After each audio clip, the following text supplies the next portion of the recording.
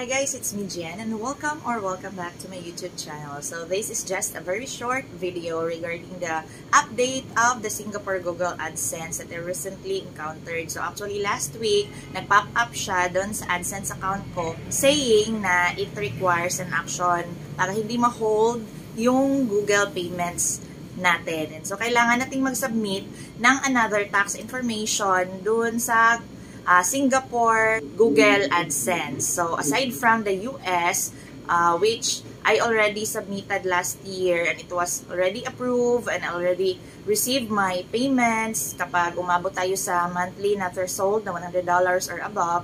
So another tax information will be submitted for Singapore purposes. I tried to answer the form. Then, akala ko pareha din siya doon sa US na kailangan lang natin mag-yes or no. Then, after submission, okay na. So, this one, after ko i-fill out yung mga information na hinihingi ng Singapore tax information for the update na gusto nila ng tax residence certificate na kailangan, meron din siyang expiration date. So, I don't know kung ano yung document na hinihingi nila kasi yung meron naman sa akin is only a TIN ID. So, I tried to upload my TIN or yung card ko ng TIN natin dito sa Pilipinas and it was not accepted. So, na-accept siya actually for my first attempt pero nag-reply sila na hindi siya yung document na hinihingi nila kasi yung TIN card natin wala naman siyang expiration date, whereas yung sa hinihingi nila meron kang ilalagay kung until kailan valid or yung expiration date ng document na sinabmit mo sa AdSense ng Singapore. So, hindi pwede yung TIN card.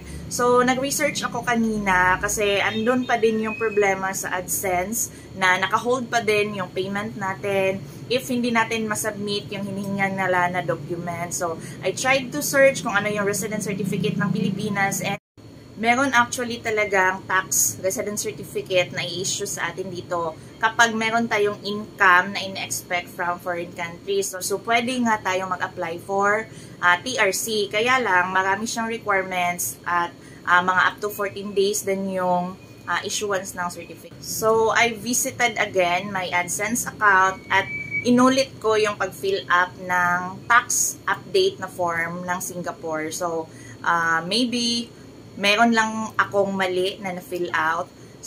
So, kailangan mo lang puntahan yung Manage Tax Info. So, yung hinihinga nilang information is yung tax residency, kung saan ka nakatira. So, andun naman yung Philippines. So, Philippines lang yung i-click mo. Then, the business type, merong corporation, or individual, or sole proprietor, and others. So, sole proprietor tayo kasi personal account man yung YouTube natin. Then, exemptions, andito yung, are you eligible for tax treaty? So, may pagpipilian ka na yes or no. On my previous fill out, yes yung sinagot ko, kaya pala ako hiningan ng certificate from Philippines for tax exemption or tax residence certificate. So, by this time, no yung nilagay ko na answer. So, hindi na sila humingi. The next question is permanent establishment. Kung meron ka bang establishment doon sa Singapore, and the answer is no.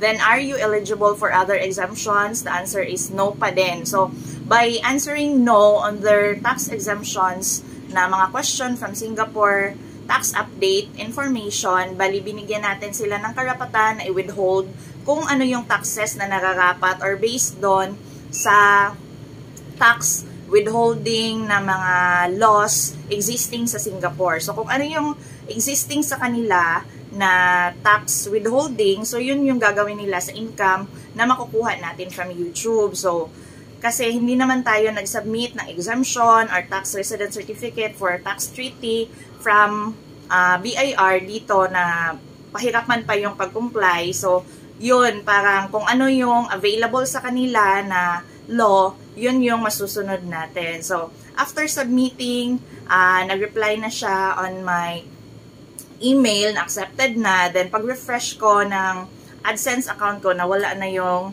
naka-action required, na naka-red, na naka-on hold yung Google Payments natin. So for those mga naka-encounter ng ganong problema with their Google accounts, with their Google AdSense, I hope nakatulong tong information na to. Thank you so much for watching.